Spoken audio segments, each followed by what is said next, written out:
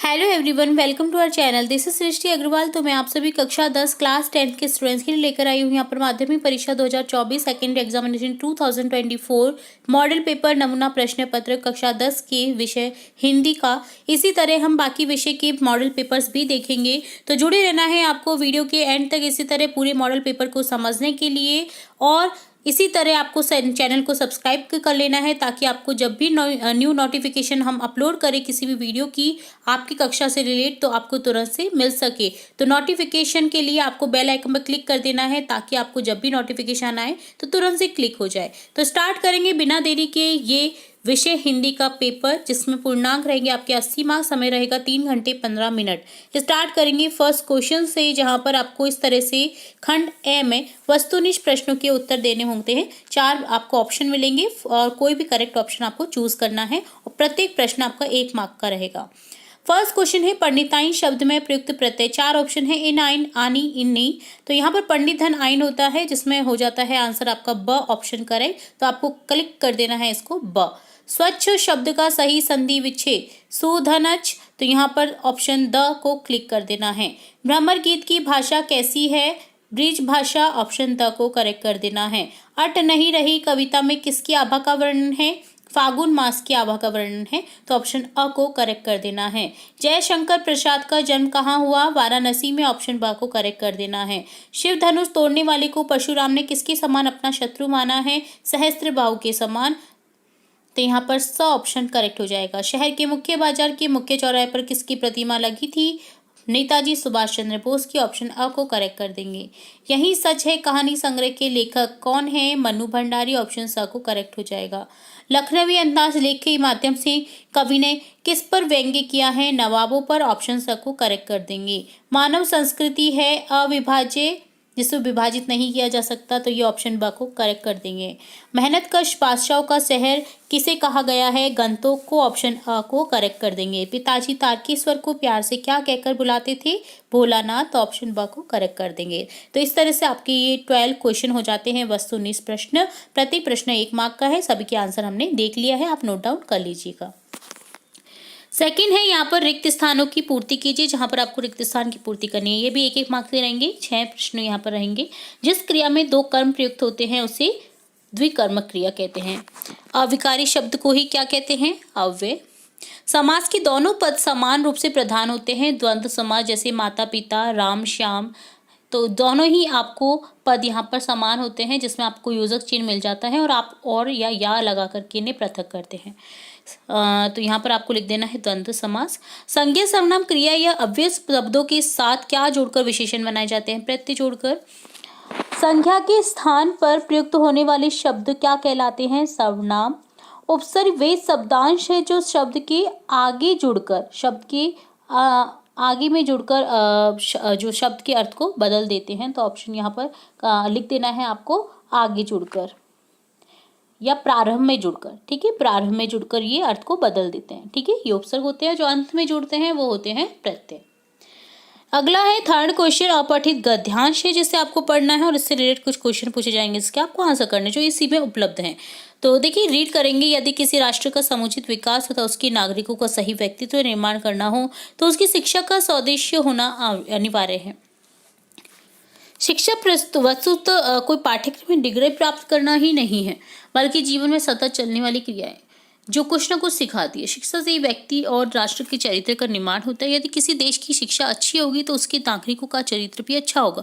जो जितना पढ़ा लिखा होगा वो तुच्छ सी हरकतें नहीं करेगा। अगर नहीं होगा वो पढ़ा लिखा या ऐसे ही पढ़ लिया न कर करके या बिना मेहनत के, तो वो तुच्छ सी हरकतें करता है। देखिएगा आप, जो बहुत ज़्यादा पढ़े लिखे लोग हैं ना, वो थोड़े विनम्र हो जाते हैं आगे पढ़ करके, जबकि जो बहुत ज़्यादा पढ़े हुए नहीं होते उनमें विनम्रता कम रहती है अपेक्षाकृत अधिक पढ़े हुए लोगों की अपेक्षा। ठीक है, गांधी जी भी शिक्षा को चरित्र निर्माण के लिए अति अनिवार्य मानते थे। वे कहते थे शिक्षा का सही उद्देश्य चरित्र निर्माण होना चाहिए। पर गद्यांश का उचित शीर्षक क्या है? यहाँ पर शिक्षा की बात की गई तो शिक्षा ही लिखेंगे। व्यक्ति और राष्ट्र का चरित्र निर्माण किसके द्वारा होता है? शिक्षा के द्वारा। जीवन में सतत चलने वाली प्रक्रिया कौन सी है? तो जीवन में सतत चलने वाली जो प्रक्रिया है वो शिक्षा है। शिक्षा वस्तु तो पाठ्यक्रम डिग्री भर प्राप्त करना भर नहीं है, बल्कि जीवन में सतत चलने वाली प्रक्रिया है जो कुछ ना कुछ सिखाती है। राष्ट्र के विकास व नागरिकों के व्यक्तित्व निर्माण हेतु शिक्षा कैसी होनी चाहिए? तो शिक्षा से ही व्यक्तित्व का निर्माण होता है, राष्ट्र का निर्माण होता है। यदि किसी देश की अच्छी शिक्षा होगी तो उसके नागरिकों का चरित्र भी अच्छा होगा। गांधी जी की शिक्षा के विषय में क्या विचार थे? गांधी जी भी शिक्षा को चरित्र निर्माण के लिए अनिवार्य मानते थे। वे कहते थे शिक्षा का सही उद्देश्य चरित्र निर्माण होना चाहिए। विनाश शब्द का विपरीतार्थक शब्द गद्यांश में छाट करके लिखिए। तो देखिए, विनाश का यहाँ पर हो जाएगा विपरीतार्थक निर्माण। ठीक है, तो ये डन होता है आपका अपठित गद्यांश, जो कि 6 नंबर का था। 4th क्वेश्चन है अपठित पद्यांश। यहाँ पर गद्यांश था, यह पद्यांश है, जैसे पढ़ करके प्रश्न के उत्तर देने हैं। फूली सरसों ने दिया रंग, मधु लेकर आया आ पहुंचा अनंग, वधु वसुधा पुलकित अंगंग है वीर देश में किंतु किंत, वीरों का कैसा हो वसंत। प्रस्तुत पद्यांश का उचित शीर्षक लिखो। तो वसंत के बारे में है, तो वसंत ऋतु के बारे में आप लिख दीजिए शीर्षक। मधु लेकर कौन आया है? अनंग भौरा। कंत किस वेश में है? तो यहाँ पर लिखना है वीर भेष में। वसुधा की तुलना किससे की गई है? वसुधा की तुलना वधु से की गई है। प्रस्तुत पद्यांश में किस ऋतु का वर्णन किया गया है? प्रस्तुत पद्यांश में जो आपकी वसंत ऋतु है उसका वर्णन किया गया है। फूली सरसों ने अपना कौन सा रंग दिया है? तो फूली सरसों ने अपना रंग कैसा दिया है? पीला। ठीक है, तो इस तरह से आपको ये डन करना था। तो ये होता है 4th क्वेश्चन डन। अब देखेंगे खंड बी, सेक्शन ब, खंड बी लघुत्रात्मक प्रश्न है जिसके आपको आंसर करने हैं। तो देखिए, काशी संस्कृति की पाठशाला है, नौबत खाने में इबादत पाठ के आधार पर लिखिए। तो यहाँ पर आपको ये आंसर बताना है। ये क्वेश्चन आप स्वयं करें ताकि आपको अपना जो पढ़ाई का जो आपका लेवल है वो भी जान सके। अगर किसी क्वेश्चन में फिर भी कोई डाउट रहता है तो आप कमेंट बॉक्स में कमेंट करके पूछ सकते हैं। इससे पहले के क्वेश्चन तो हम देख ही चुके हैं, बस आपको क्या करना है, तुरंत से इन्हें क्लिक करते हुए जाना है। संस्कृति असंस्कृति में कब बदल जाती है? संगतकार कविता का मूल भाव लिखिए। आत्मकथ्य कविता में कवि ने किन किन बिंबों का प्रयोग किया है? लेखक को हिरोशिमा के विस्फोट को प्रत्यक्ष देखकर कैसा अनुभव हुआ?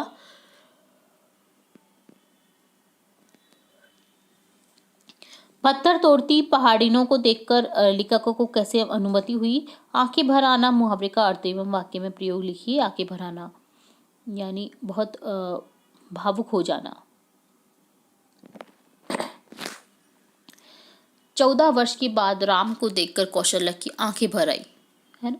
तो ये होता है। ठीक है, खंड से सेक्शन सी देखेंगे, इसमें पठित गद्यांश है जिसे ध्यानपूर्वक पढ़ना है और प्रश्नों के उत्तर देना है।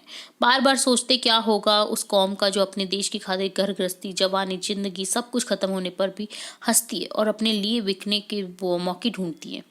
दुखी हो गए। 15 दिन बाद उस कस्बे में फिर गुजरे। कस्बे से गुजरने पर ख्याल आया कस्बे की हृदय स्थली में सुभाष की प्रतिमा अवश्य ही प्रतिष्ठापित होगी, लेकिन सुभाष की आंखों पर चश्मा नहीं होगा क्योंकि मास्टर बनाना भूल गया और कैप्टन मर गया। सोचा वहां रुकेंगे भी नहीं, पान भी नहीं खाएंगे, मूर्ति की तरफ देखेंगे भी नहीं।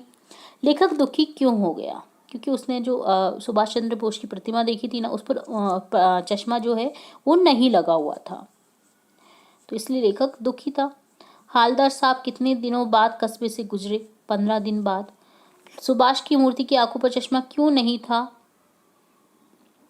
कोई भूल गया होगा, है ना। जो बनाने वाला है वो मास्टर भूल गया होगा या मर गया होगा, इसलिए उसकी आंखों पर चश्मा नहीं होगा।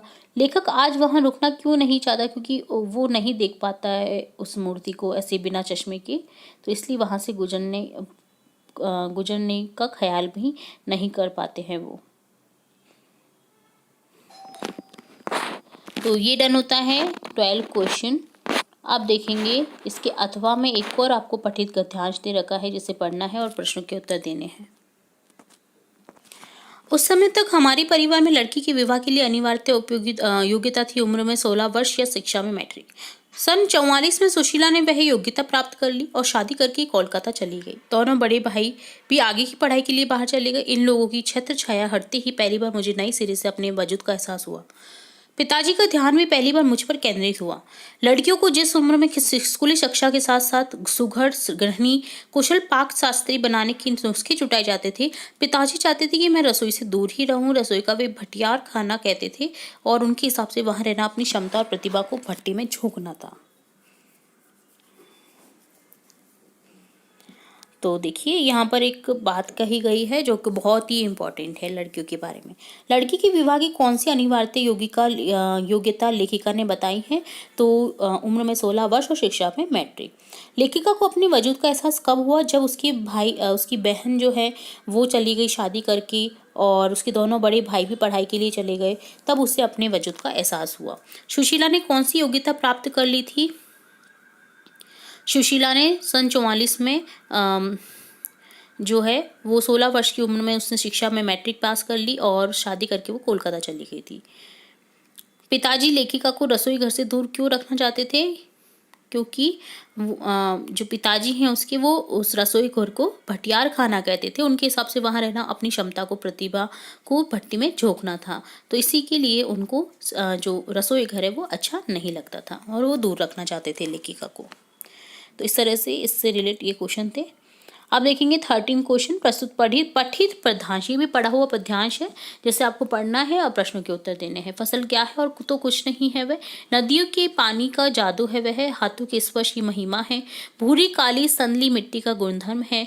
रूपांतर है सूरज की किरणों का। सिमटा हुआ संकोच है हवा की चिरकन का। प्रस्तुत पद्यांश में कवि किसके विषय में कह रहा है आपको बताना है? फसल के बारे में। फसल किसके हाथों की स्पर्श की महिमा है? नदियों के पानी की। रूपांतर है सूरज की किरणों का, पंक्ति का आशय लिखें। फसल के किन आवश्यक तत्वों का कवि ने पद्यांश में वर्णन किया है? तो आवश्यक तत्व है भूरी काली संदली मिट्टी। सूरज की किरणें उनके लिए इम्पोर्टेंट है, नदियों का पानी उनके लिए इम्पोर्टेंट है। तो आवश्यक तत्व हो गया धूप, पानी। ठीक है, तो ये डन होता है 13 क्वेश्चन।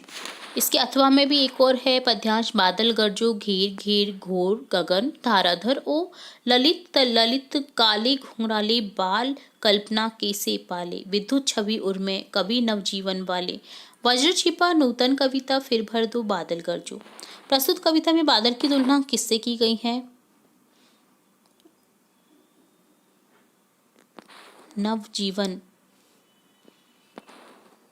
नवजीवन से, है ना।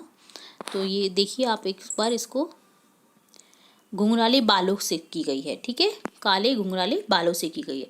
किसके हृदय में विद्युत छवि है? बाल कल्पना की, कवि नवजीवन वाले। तो विद्युत छवि उर्मे। ठीक है, कवि को नवजीवन देने वाला क्यों बताया है? कवि और बादल में क्या समानता बताई है? ठीक है, तो ये डन करना है आपको। तो ये डन होता है आपका क्वेश्चन। अगला क्वेश्चन 14 है। बाल गोविंद भगत की किन विशेषताओं के कारण उन्हें गृहस्थ होते हुए भी भगत कहा गया है? अथवा लेखिका पड़ोस कल्चर विहीन समाज को संकुचित, असहाय और असुरक्षित क्यों मानती है? तो यहाँ पर आपको आंसर करना है। 3 मार्क्स का क्वेश्चन है, 2 क्वेश्चन मिले, कोई भी एक करना है। 15वां क्वेश्चन है। आत्मकथ्य कविता में कवि जयशंकर प्रसाद ने जीवन के यथार्थ और अभाव पक्ष की जो मार्मिक अभिव्यक्ति की है उसे अपने शब्दों में लिखिए। या जो जल महा तेल की गागरी बूंद न ताकू लागती, पंक्ति के माध्यम से बताइए कि गोपियां संपूर्ण पद में उद्धव पर क्या व्यंग्य करती हैं। तो दोनों में से एक आपको क्वेश्चन करना है, ये भी 3 मार्क्स का है। खंड द है जिसमें आपको सेक्शन डी में आपको मिल जाता है क्वेश्चन इस तरह से। 16 क्वेश्चन है। यतीन्द्र मिश्र के कृतित्व एवं व्यक्तित्व के विषय में लिखिए। कोई भी लेखक आपके किसी भी पार्ट से रिलेटेड जो लेखक है ना उसके बारे में आपको एक क्वेश्चन डेफिनेटली मिलने वाला है जिसका आपको कृतित्व और व्यक्तित्व बताना होगा। इसके अथवा में आपको इस तरह से मिल जाएगा एक और क्वेश्चन। कवि जयशंकर प्रसाद के कृतित्व और व्यक्तित्व के विषय में लिखिए। तो कोई भी एक कवि लेखक के बारे में आपको यहाँ पर पूछा जा सकता है। अगला क्वेश्चन 17 है। साना साना हाथ जोड़ी अध्याय के आधार पर बताइए लेखिका ने अपनी संपूर्ण यात्रा को खोज यात्रा क्यों कहा है? अथवा बाबूजी गुरुजी की चिरोरी करके हमें घर ले आए माता का आंचल पाठ के आधार पर बताइए कि ये घटना वर्तमान समय में होती तो बाबूजी की क्या प्रतिक्रिया होती? तो कोई भी एक क्वेश्चन करना है, ये 4 मार्क्स का रहेगा। 16 क्वेश्चन है, आपको एक विषय पर निबंध लिखना है, कोई भी एक विषय पर। आतंकवाद एक समस्या, जिसमें आपको प्रस्तावना, आतंकवाद का अर्थ, आतंकवाद से उत्पन्न समस्या, आतंकवाद से निपटने के उपाय, उपन्यास लिखना है। अगला है पर्यावरण प्रदूषण, जिसमें भी इसी प्रकार से प्रस्तावना, प्रदूषण के प्रकार, प्रदूषण के कारण, प्रभाव, उपाय, संरक्षण की उपसंहार ये लिखना है। अनुशासन का महत्व, जिसमें प्रस्तावना, अनुशासन की आवश्यकता, अनुशासनहीनता से हानि, अनुशासन का लाभ, ये भी आपको लिखना है इसमें भी। तो प्रस्तावना, अनुसार तो आपको उपसंहार तो सब में ही लिखना है। तो इस तरह से आपको कोई भी एक विषय चूज करना है यहाँ पर। मेरी अविस्मरणीय यात्रा, प्रस्तावना, यात्रा का आरंभ, यात्रा का अनुभव, यात्रा की अविस्मरणीय होने का कारण, उपसंहार। तो कोई भी 4 में से आपको एक विषय पर निबंध लिखना है 300 शब्दों में कम से कम। ठीक है, और पॉइंट वाइज लिखिएगा ताकि आपको हर मार्क्स जो है आपको अच्छे से अच्छे मिल सके। आपके मार्क्स नहीं कट होंगे अगर आप पॉइंट टू पॉइंट लिखेंगे।